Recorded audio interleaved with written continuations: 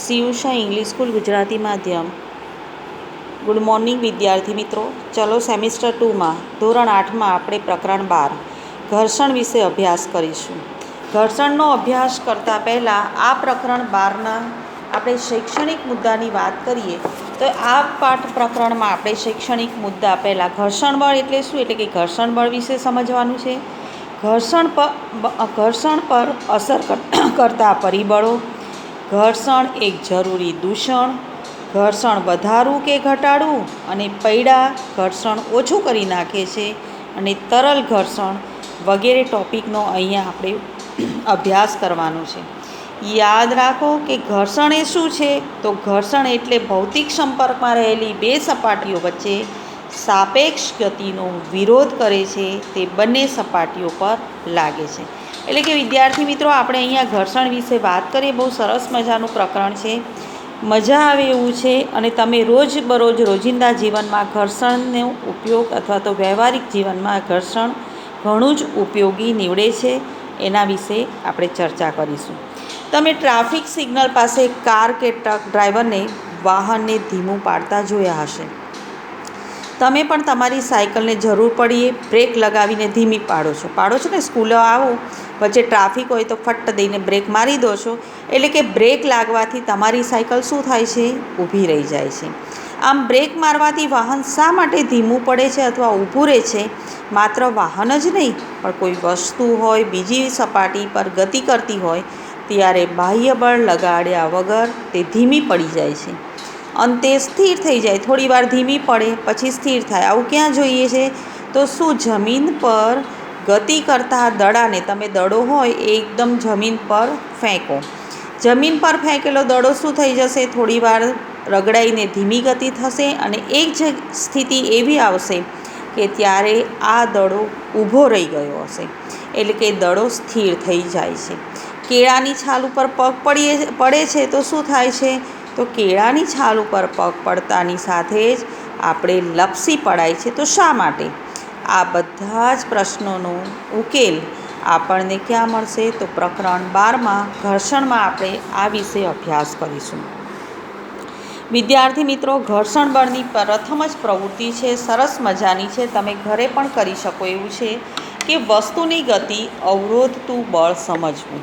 અહીંયા ચિત્રની આધારે તમે સમજશો તો ચિત્રમાં પણ આપ્યું છે કે ટેબલ પર પડેલા પુસ્તકને ધીમેથી ધક્કો મારો. જો આ ઉપર ટેબલ પર પડેલું પુસ્તક છે એને ધીમેથી ધક્કો મારો, તમે જોશો તો શું થશે કે આ પુસ્તક થોડું અંતર કાપીને સ્થિર થઈ જશે. તેવી જ રીતે પુસ્તકને વિરોધ દિશામાં ધક્કો મારીએ તો આ પ્રવૃત્તિનું પુનરાવર્તન કરીશું, એટલે કે નીચેની બીમાં કે વિરુદ્ધ દિશામાં પુસ્તકને ધક્કો મારીએ તો શું થાય છે? તો આ વખતે પણ શું તમને એવું બને છે કે આ પુસ્તક પાછું થોડું અંતર કાપીને સ્થિર થઈ જાય છે? આમ પુસ્તકની ગતિનો વિરોધ કરવા માટે તેના પર બળ લગાડવું પડે છે. એટલે કે હા, પુસ્તક પર જ્યારે ડાબી બાજુથી બળ લગાવવામાં આવ્યું ત્યારે તેની ગતિને અવરોધતું બળ કઈ દિશામાં લાગે છે? તો આ બાજુથી આપણે પુસ્તકને બળ લગાવ્યું તો એ બળ તેની વિરુદ્ધ દિશામાં, એટલે કે અવરોધતું બળ જમણી તરફ લાગે છે. એટલે કે પુસ્તક સરેરાટ આગળ એમ જતું નથી, જેટલી આપણું બળ લગાવ્યું તેટલું આગળ ખસી અને તે ફટ દઈને ઊભું થઈ જાય છે, એટલે સ્થિર થઈ જાય છે. આમ પુસ્તક પર જ્યારે જમણી બાજુએ બળ લગાવવામાં આવે ત્યારે શું થાય છે? તેની ગતિને અવરોધતું બળ ડાબી બાજુ, એટલે કે વિરુદ્ધ દિશામાં લાગે છે. ટૂંકમાં અહીં શું સમજવાનું છે કે પુસ્તકને ટેબલ પર મૂકીને તેના પર જો બળ લગાડવામાં આવે છે ત્યારે તેની ગતિનો વિરોધ કરતું બળ લાગે છે. આ જે બળ લાગે છે તેને ઘર્ષણ બળ કહેવાય છે.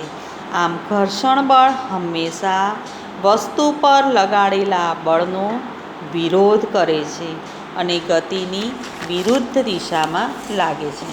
અહીં આપણે ઘર્ષણ બળ પુસ્તકની નીચેની સપાટી અને ટેબલની ઉપરની સપાટી એમ સંપર્ક સપાટી પર લાગે છે. આ ઉપરથી શું આપણે આ પ્રવૃત્તિ પરથી નિર્ણય પર આવ્યા કે જ્યારે કોઈ વસ્તુ બીજી વસ્તુના ભૌતિક સંપર્કમાં હોય ત્યારે કોઈ એક વસ્તુ પર બળ લગાડવામાં આવે ત્યારે બંને વસ્તુઓની સંપર્ક સપાટી છે તે વસ્તુની ગતિને અવરોધતું બળ ઉદ્ભવે છે, જેને ઘર્ષણ બળ કહે છે. આમ આ પ્રવૃત્તિમાં આપણે શું થયું? ઘર્ષણ બળ વિશેની માહિતી મેળવી. હવે આપણે આગળની પ્રવૃત્તિ 2 જોઈશું. તો પ્રવૃત્તિ 12.2માં શું કીધું છે? તો 2 સમક્ષિતિજ સપાટીઓની સંપર્ક સપાટી પર પ્રવર્તતું ઘર્ષણ બળ 2 સપાટીઓની જાત પર આધાર રાખે છે. એની જાણકારી આપણે અહીંયા મેળવીશું. નીચે સ્પ્રિંગ કાંટો છે, એના વડે ઈંટ ખેંચાય છે. આ શું છે? સ્પ્રિંગ કાંટો છે. આ સામેની સાઈડ ઈંટ છે. આ સ્પ્રિંગ કાંટા વડે ઈંટને ખેંચાય છે અથવા ઈંટ ખેંચાય છે, તેની આપણે સમજૂતી મેળવીશું. કેવી રીતે આવું થાય છે? તો આપણે કોઈ એક ઈંટને ફરતે દોરી બાંધી દો અથવા વીંટાળો. સ્પ્રિંગ કાંટાની મદદથી શું કરશું? તો કે આ ઈંટને ખેંચો. આકૃતિમાં દેખાડ્યું છે ને કે આ સ્પ્રિંગ કાંટાની મદદથી આ ઈંટને ખેંચીએ છીએ. આ માટે આપણે શું કરવું પડે છે? બળ લગાડવું પડે છે. જ્યારે ઈંટ ગતિ કરવાની શરૂઆત કરે છે ત્યારે સ્પ્રિંગ કાંટાનું અવલોકન કરો. જ્યારે ઈંટ નજીક આવે છે અથવા તો સ્પ્રિંગ સ્થિર હતી ગતિની સ્થિતિમાં આવે છે ત્યારે સ્પ્રિંગ કાંટામાં શું થાય છે? તો ઈંટની ફરતે પોલિથીનનો ટુકડો વીંટાળો અને આનું પ્રવૃત્તિનું પુનરાવર્તન પાછું કરો. તો શું થયું? આમ ઉપરની બંને પ્રવૃત્તિમાં સ્પ્રિંગ કાંટાના અવલોકનમાં તમને શું જણાય છે? તફાવત અથવા તો ફેર જણાય છે. આ તફાવત માટેનું કારણ શું હોઈ શકે? તો કે ઈંટ જ્યારે ગતિની શરૂઆત કરે છે ત્યારે સ્પ્રિંગ કાંટાનું અવલોકન ધારીએ તો કે x છે. x એકમ જેટલું મળે છે. જ્યારે ઈંટને પોલિથીનની, તો બાજુમાં સ્પ્રિંગ કાંટો સરસ મજાનું આપ્યું છે. જ્યારે ઈંટ પર પોલિથીનનો ટુકડો લપેટીને પ્રવૃત્તિનું પુનરાવર્તન કરવામાં આવે ત્યારે સ્પ્રિંગ કાંટાનું અવલોકન y મળે છે. આમ સ્પ્રિંગ કાંટાના બંને અવલોકન અલગ અલગ હોય. એકમાં ઈંટ એમનેમ હતી, બીજામાં પોલિથીનની કોથળી અથવા કપડું વીંટાળેલું હતું.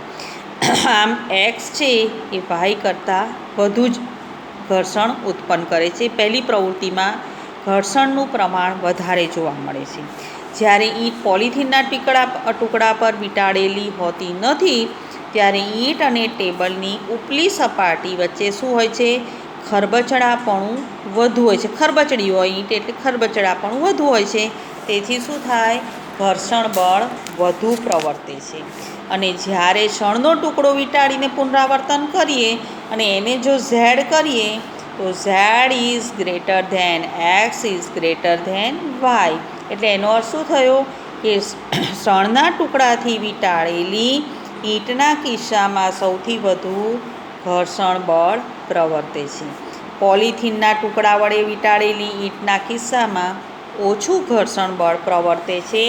એટલે કે આ પ્રવૃત્તિ પરથી આપણને શું સાબિત થયું કે શું સમજવા મળ્યું? કે ભૌતિક સંપર્કમાં રહેલી 2 સપાટીઓ વચ્ચે ખરબચડાપણું જેમ વધુ તેમ ઘર્ષણ બળ વધુ. તો વિદ્યાર્થી મિત્રો, ઘર્ષણ બળ વિશે માહિતી મેળવવા માટે ભૌતિક સંપર્કમાં રહેલી 2 વસ્તુઓની સાપેક્ષ ગતિ દરમિયાન સંપર્ક સપાટી પર પ્રવર્તતું ઘર્ષણ બળ બંને વસ્તુઓની સપાટીની જાત પર આધાર રાખે છે. અને તે હકીકતની આપણે આ પ્રવૃત્તિ 3માં સમજૂતી મેળવીશું. શું છે સમજૂતી? સરસ મજાની છે. આ પ્રવૃત્તિ સરસ મજાની છે, તમે ઘરે પણ કરી શકો એમ છે. કે એક લીસા ભોંયતળિયા ટેબલ પર એક ઢાળ બનાવો. જો સરસ મજાનો 2 ભાઈબંધો છે, એણે એક લીસું ટેબલ છે, એ ટેબલ ઉપર એક ઉપરથી ઢાળ બનાવી. આ ઢાળ બનાવી અને એના ઉપર શું કર્યું? એક ઈંટ કે પુસ્તકના ટેકે લાકડાના પાટિયાનો ઉપયોગ કરી અને આ ઢાળ બનાવ્યો છે. ઢાળ પર પેન વડે કોઈ એ બિંદુની નિશાની કરો. કે અહીંયા એ બિંદુ, આ ઢાળ ઉપર અહીંયા એ બિંદુની નિશાની કરી છે. આ પાટિયાનું પાટિયું છે, એના ઉપર એક પુસ્તક અથવા ઈંટની મદદથી ઢાળ બનાવ્યું છે. હવે પેન્સિલ સેલને એથી ગતિ કરવા દો. ઉપરથી પેન્સિલ સેલ છે એને ઉપરથી ગતિ આપો, એટલે કે ઉપર મૂકી અને છોડી દો. એટલે ગતિમાં આપો એટલે સ્થિર થતાં તે પહેલાં ટેબલ પર તે કેટલી દૂરે જાય છે, ઉપરથી આપણે તમે મૂકી સેલ પેન્સિલ સેલને ઉપરથી તમે સરકાવ્યો અથવા તો ગતિમાં આવ્યો તો આ પેન્સિલ સેલ એ લપસી અથવા તો ઉપરથી ગતિ કરી અને કેટલે સુધી આગળ ગયો, તો અહીંયા ઘડી પેન્સિલ સેલ દેખાય છે તો કે હા.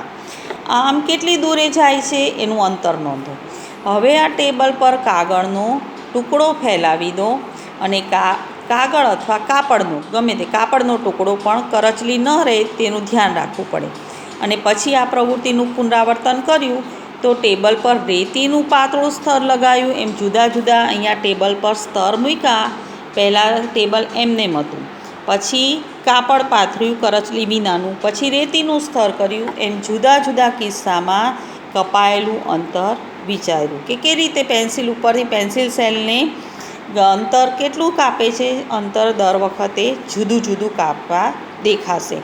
શું સપાટી સેલની સપાટીનું લીસાપણું સેલ દ્વારા કપાયેલા અંતર પર અસર કરે છે. આમ આપણે અહીંયા શું અવલોકન કરી શકીએ કે જ્યારે ટેબલ પર ઢાળના તળિયે પેન્સિલ રાખી હતી અને પછી કાપડનો ટુકડો રાખ્યો, પછી રેતીનું સ્તર કર્યું, તો આમ જુદી જુદી ભૌતિક સંપર્કમાં રહેલી